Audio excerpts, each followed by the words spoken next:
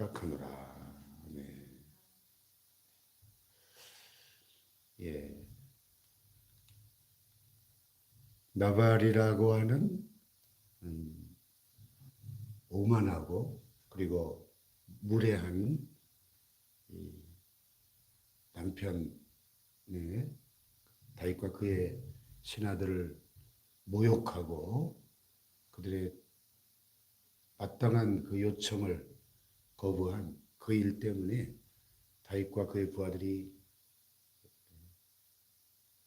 칼로 무장하고 그 나발의 집안에 있는 모든 남자들을 다 죽여버리기 위해서 지금 400명의 군사들이 나발에게로 가는 도중에 나발의 부인 아비가일이 지혜롭고 총명한 이 여인이었기 때문에 그 소식을 듣고 급히 많은 음식을 준비해서 다윗 일행을 맞이합니다. 여기 보면 아비가일이 다윗을 보고 급히 나귀에서 내려 다윗 앞에 엎드려 그의 얼굴을 땅에 대니라.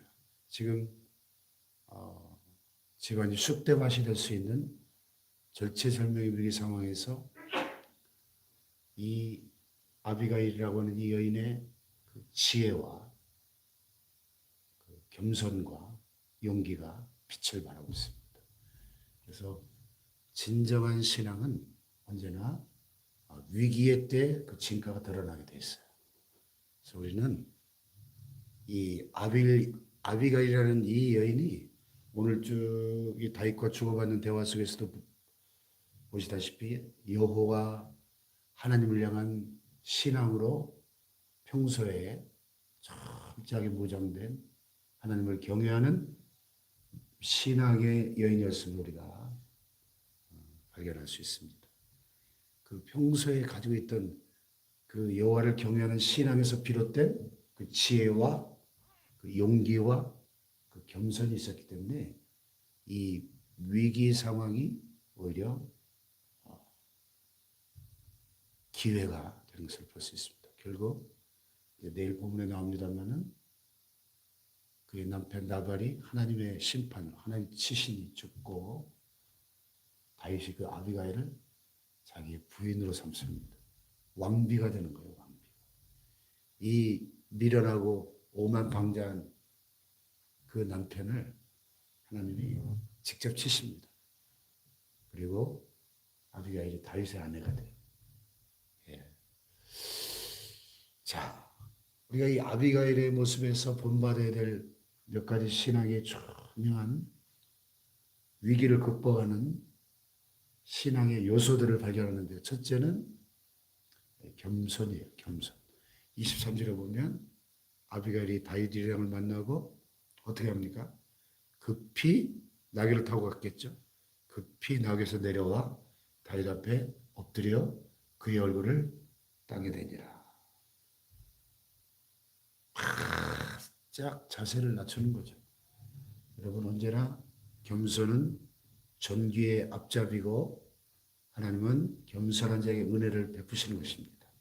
할렐루야. 철저하게 자기를 낮추는 이 겸손을 아비가일에게서 배울 수 있습니다. 자, 또 그의 말을 들어보세요. 그가 다윗의 발 앞에 엎드려 뭐라고 말합니까? 내 주여 원하건대 이 죄악을 내게로 돌리시고 여종에게 주의 귀에 말하게 하시고 이 여종의 말을 들으소서. 여기 지금 쭉 반복되는 호칭이 하나 있는데 내 주여, 내 주여. 여기 하나님을 부르는 게 아니고 다윗을 My Lord, 내 주여, 내 주여. 최고로 극존칭으로 다윗을 높여서 부르고 있는 거예요.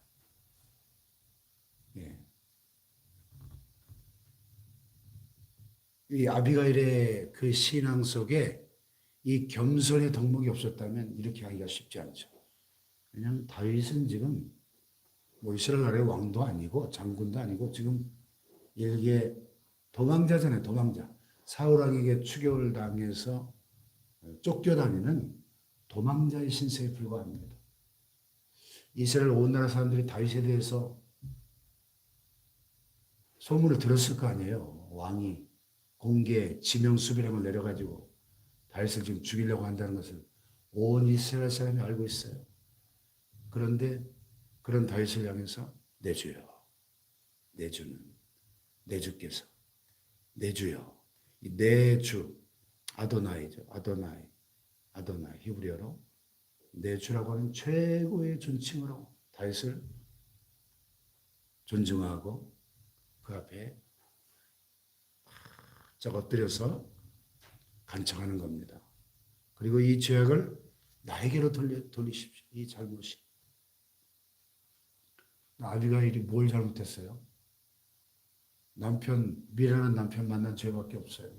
미련한 남편이 다 저지른 일인데 그 남편의 허물을 자기에게로 돌려달라는 것입니다. 진정한 지도자는 책임을 질 줄 아는 사람이죠. 책임을 질 줄 아는 사람.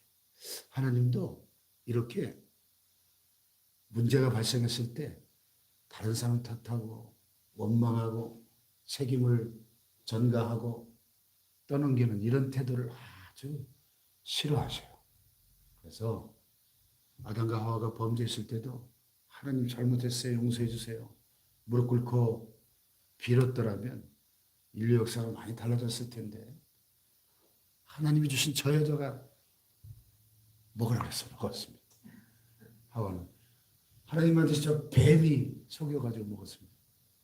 책임을 떠넘기는 이런 태도 하나님이 아주 싫어하시죠.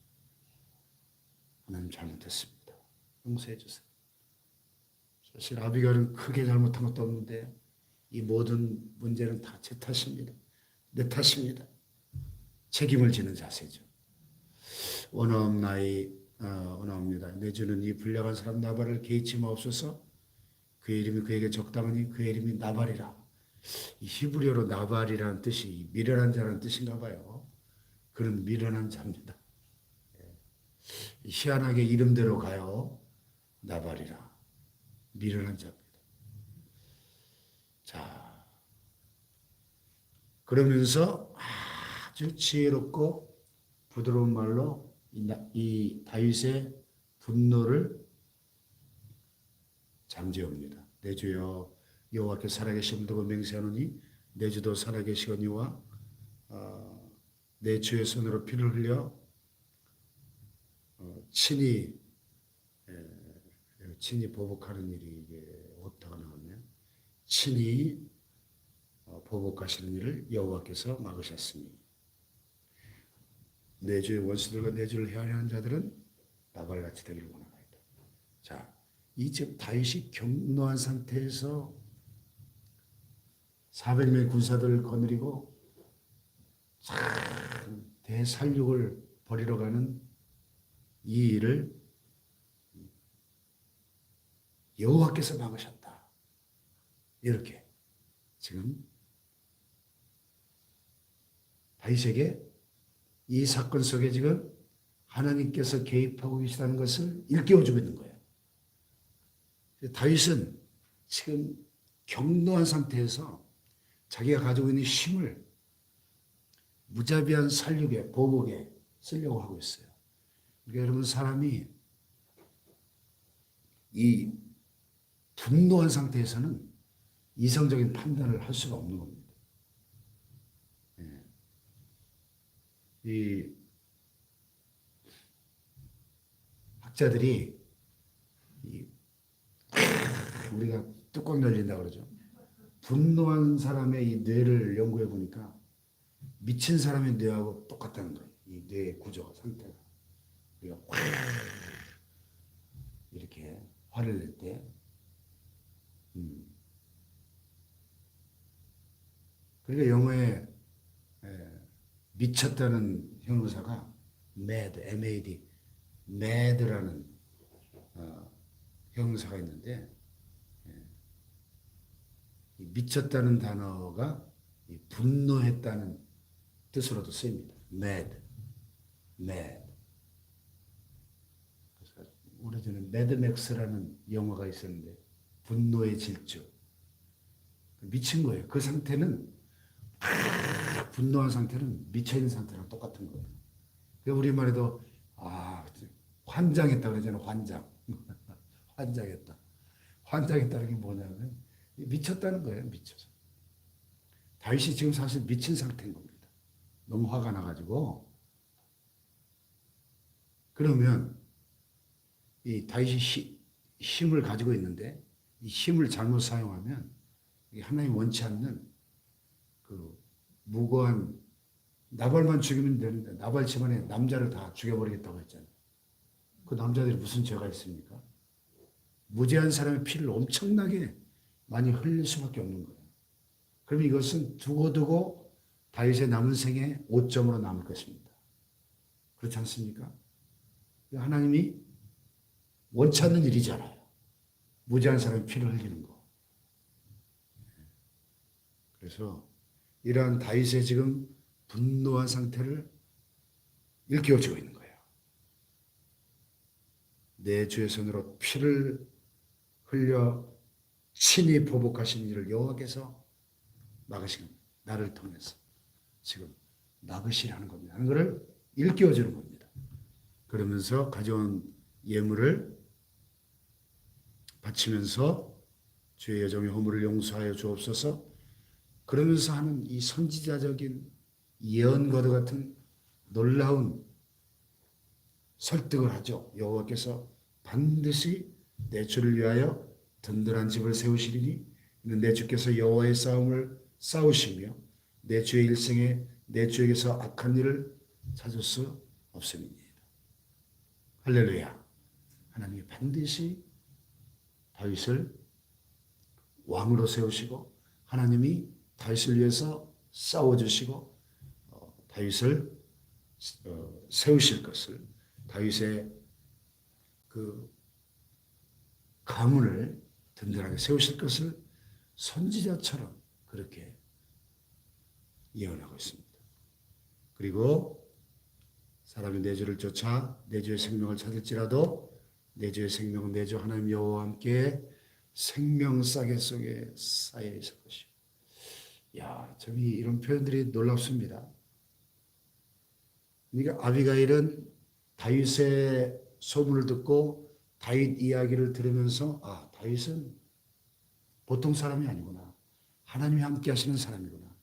하나님이 생명싸개로 싸서 보호하시는 사람이구나. 하나님이 반드시 다윗을 왕으로 세우시겠구나 하는 믿음을 가지고 있었다는 거죠.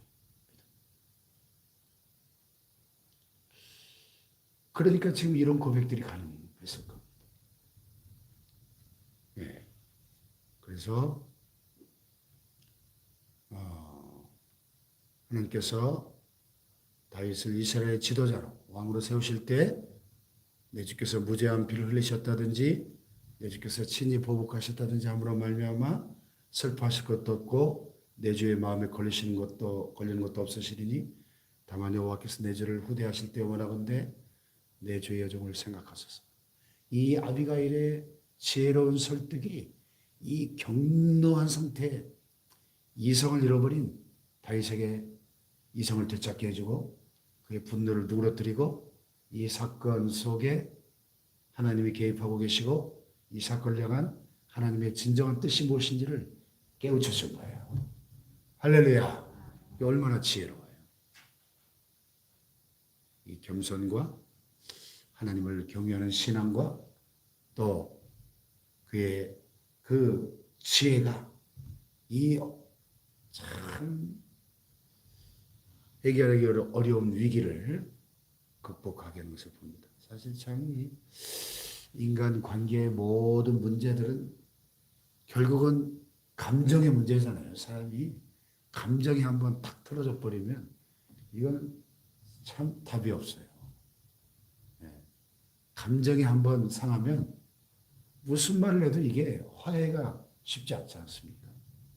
그런데 이 아비가일의 지혜로운 말과 그 설득이 이 다윗의 마음을 누그러뜨리고 변화시킵니다. 그러면서 다윗이 깨닫고 하나님을 찬양하죠. 오늘 너를 보내어 나를 영접하게 하신 이스라엘 하나님 여호와를 찬송할지로다. 또 내 지혜를 칭찬할지며 내게 복이 있을지로다. 왜요? 피의 대살육을, 피의 보복을 막았기 때문에. 할렐루야. 만일 네가 아니었다면 밝은 아침에는 과연 나발에게 한 남자도 내가 남겨두지 않았을 것이다. 엄청난 대살육이 벌어졌을 텐데 이 한 여인의 지혜와 용기로 인해서, 겸손으로 인해서 위기가 극복이 되고 결국 내일 본문에 보면 아비가일과 다윗이 부부가 돼요. 왕후가 됩니다. 하나님의 겸손한 자를 반드시 이렇게 높여주시는 겁니다. 할렐루야. 복수심을 누그러뜨린 지혜로운 설득, 이 아비가일의 이 지혜와 용기와 겸손과 그 여호와 하나님을 경외하는 그 믿음을 저와 여러분이 본받을 수 있기를 주님의 이름으로 축복합니다. 기도하십시다.